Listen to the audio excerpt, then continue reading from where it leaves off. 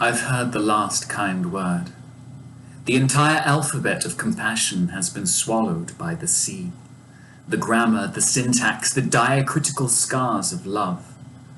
I can now only behold them in the past, in the lunar rays of memory distorted by nostalgic desire. There is no evil name I have not been given, no waters of malignity in which I have been able to resist baptism. For a time, there was no crime, no sin, no malfeasance for which I did not hold myself accountable. At the bottom of the ocean, all the transgressions of the world clung to my skin like cold barnacles. My pores, themselves studded with limpets, in a contraction without release. I couldn't do it their way. I shat in the face of all strictures. For my refusal to conform, I was punished, cast away, exile, pariah.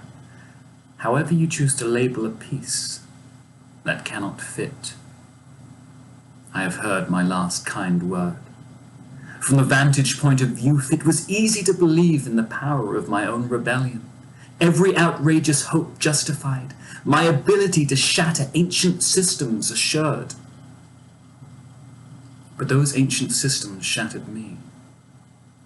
The woman who refused to marry, they called me. Even now, they define me by my abomination of their expectations. But they were wrong. I did marry. I married a dog, a fulmar, a raven. I rejected mankind in favor of the animal kingdom. Rejected the shit piles of smelly hunters, of the precarious happiness of the hunted. Was it worth it? How does one measure the worth of any audacious but ill-fated act? I have lived in a dog's fur, walked the coals of night in a raven's feathers. I have stretched my wings over Arctic seas, fish-throated, to feed the maligned hybrids I called my young. But my father haunted the oceans. The smallness of his life could not stand the expansion of mine. In order for the harmony of his small world to be correct, he had to chastise the transgression, reduce to stultifying convention what the free soul yearns to contravene.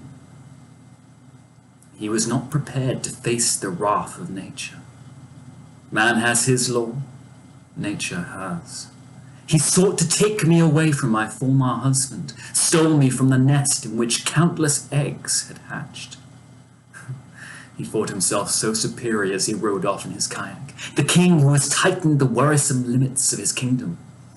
He was not prepared for the wavelets that matured into breakers, from breakers into the ambassadors of storm. The tsunamis that rose up threatened not just to overwhelm him, but his entire empire, the tiny blubber-scented fish shack that was our shared origin. His eyes fixed on me then, as the cause for this misfortune. I saw the logic play out in his mind. If you want to reverse a misfortune, reverse the cause. He grabbed me by the waist and threw me over the side of the boat. Feeling the icy waters gnaw at me as the spirits of waste, I clung to the edge for dear life. When he could not prise off my grip, he butchered my fingers with his hunting knife, cutting them right down to the joints, eliminating my grasp in a matter of messy moments on a world I'd held stubbornly onto, but never enjoyed. There were no boundaries, nothing tangible to hold on to anymore. Everything was distorted as my eyes accustomed to dark Arctic depths, to the unworldly realm of the abundant yet unseen, to the shapes of seals, the caribou of the sea, encircling in shadowy aurorae the victim of stars. The stars I am thinking of are called Orion's belt in your culture. In mine, they are dogs in chase. At the bottom, in the briny sands, crawled starfish with dimpled flesh, octopi whose boneless bodies were without the restrictions of tendon or ligament.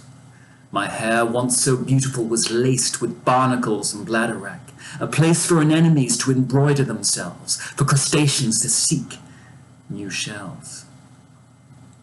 I was their secure place, the old one in whom they could nurture their vulnerability.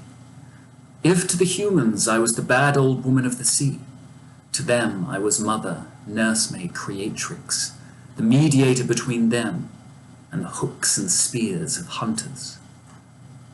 I may have heard my last kind word, but nature's most violent act has more compassion than a human's most charitable thought.